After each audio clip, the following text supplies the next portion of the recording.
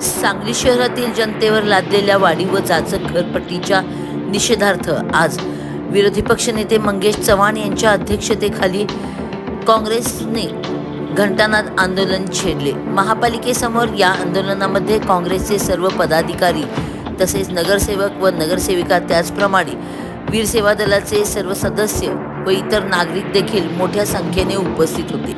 इतके करून देखील प्रशासनाला जर जाग येत नसेल तर हे आंदोलन अधिक तीव्र करण्याचा इशारा विरोधी पक्षनेते मंगेश चव्हाण त्याचबरोबर काँग्रेसचे शहर जिल्हाध्यक्ष राजेश नाईक यांनी यावेळी पत्रकारांशी बोलताना सांगितले।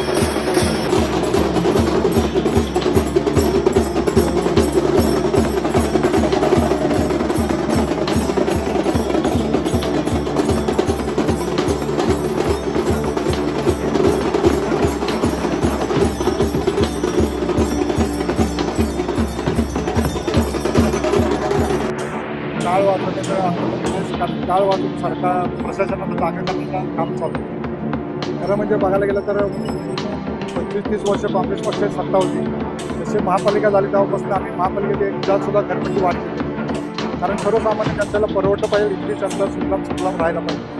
परंतु काँग्रेसचं भाजपचं सरकार आल्यानंतर सत्ता मिळूनपर्यंत घरपट्टी कुठेही कर होणार नाही असं सांगितले होते। परंतु सगळ्या इलेक्शन झाल्या, सगळ्या सत्ता झाल्यानंतर पुन्हा घरपट्टी त्यांनी वाढायचे कोण काढले नाही। हे करत असताना आम्हाला त्यांनी आयुक्तांनी ते बाकीच्या सर्व प्रशासनाने सांगितलं होतं की कुठल्याही परिस्थितीमध्ये घरपट्टी वाढ इथं होणार नाही, कारण ज्या घरपट्टी आहे त्या मूल्यांकनावर होणार। मूल्यांकनाचा अभ्यास कोणालाही नसतं। आम्ही त्यांना नोटीस आल्यानंतर सर्वसामान्य जनतेमध्ये आक्रोश दिसला। आक्रोश दिसत असताना आमच्याकडे काही सगळे एकत्र आले आणि त्यांनी आम्हाला सांगितलं की मान्य नाही आम्हाला। त्यामुळे आम्ही सर्वसामान्य जनतेबरोबर एकत्र राहून हे काम करण्याचं धरून आम्ही आता प्रशासनाला टाळ वाजून आम्ही जागृत करायचं हे करतोय।